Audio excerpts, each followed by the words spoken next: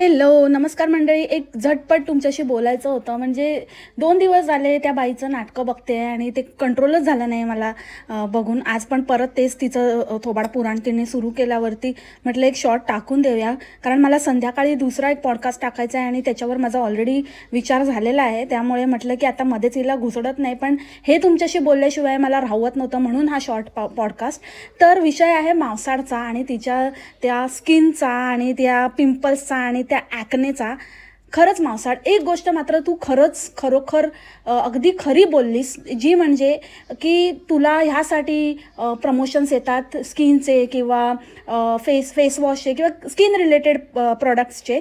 ह्यासाठी येतात कारण तुझे स्किनचे इश्यूज आहेत आणि ते साधेसुधे नसून भयंकर लेवलचे आहेत. अत्यंत घाणेरडी स्किन आणि अत्यंत आतून बाहेरून घाणेरडी बाई. कारण का, आतून जोपर्यंत आपण साफ होत नाही ना, क्लिन्स होत नाही, तोपर्यंत बाहेरून ते येत नाही. आपलं खाणं पिणं, आपलं डायजेशन, आपले विचार मांसाच्या भाषेत किंवा मांसाच्या बाबतीत सांगायचं तर तर हे सगळं ना, सगळ्याचं प्युरिफिकेशन झालं पाहिजे.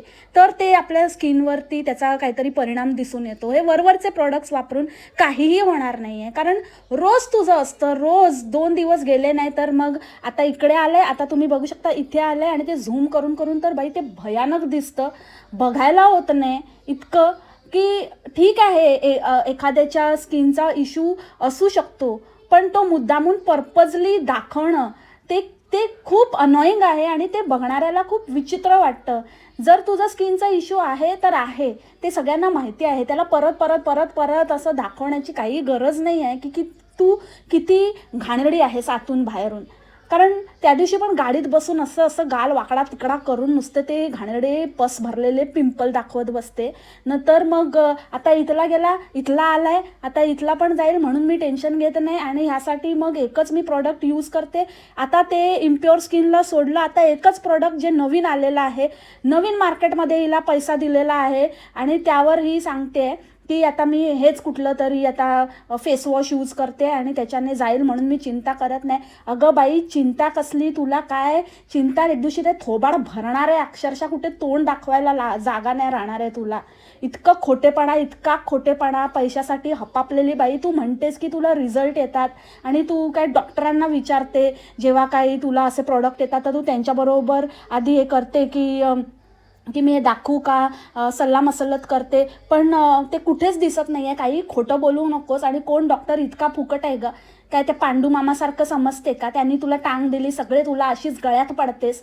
ते डॉक्टर वाटलं का तुला भाव देईल आणि डॉक्टरकडे जाते आणि डॉक्टर विचारतात आणि डॉक्टरना विचारते, कोणाला पण अडकवायला बघते, कोणाशी पण काहीतरी लगट करायला बघते. एक नंबरची थर्ड क्लास बाई. काही सांगते, जरा प्रोफेशनचा तरी विचार कर. कोण एवढं रिकाम टेकडं आहे तुझ्या फालतू प्रमोशनसाठी, खोट्या प्रॉडक्टसाठी? ते जे आपले आता तुकाराम मुंडे साहेब आहेत, त्यांनी जे काही धोरण हातात घेतलं आहे, तर त्यांनी ना अशा लोकांकडे पण जरा एक नजर मारावी जे लोकांना फसवत आहेत प्रमोशनच्या नावाखाली. आणि ह्यांचा पण धंदा ना लवकरात लवकर बंद व्हावा. कारण अडाणटोट लोक आहेत ते ह्यांना बळी जात आहेत. आणि जेव्हा ना तुझं ते कायमचं जाईल ना थोबाडावरचं, तेव्हा सांग, किंवा कायमचं फासलं जाईल ना तेव्हा ये तोंड घेऊन. परत त्याच्यावरती बोलायला येऊ नको सारखी सारखी आपलं की आता हे गेलं आणि हे आलं आणि ते गेलं आणि ते आलं. जर जाऊन परत येते, एकीकडनं जाते आणि दुसरीकडे उपटते, याचा अर्थ तुला काहीही त्याचा फायदा झालेला नाही आहे आणि लोकांना भरीस घालू नकोस. म्हणतेस ना की स्वतःचं कर्माला खूप घाबरतेस ना, मग घाबर. आता कसली वाट बघते? एवढं फसवलंय तरी पण अजून म्हणते की नाही मी तर चांगलीच कर्म करते, मी चांगलीच. ही तुझी चांगली कर्म आहेत लोकांना फसवण्याची. भोगशील. भोगल्याशिवाय कोण जात नसतं इथून. आणि नको येऊस ते घाण तोंड दाखवत.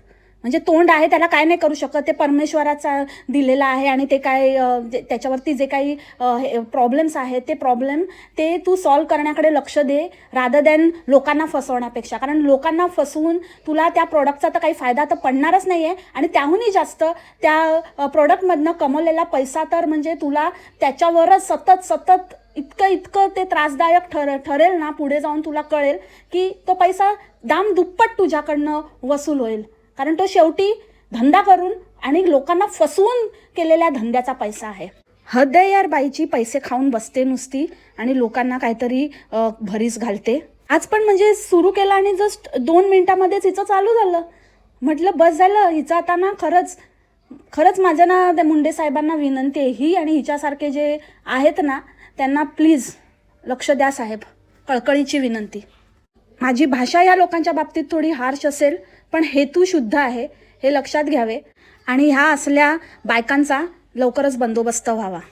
सो आतासाठी इतकंच मंडळी. भेटूया आपण आपल्या नेहमीप्रमाणे नेहमीच्या पॉडकास्टमध्ये थोड्याच वेळात. तोपर्यंत काय बोलू मी, enjoy this podcast. Bye, take care.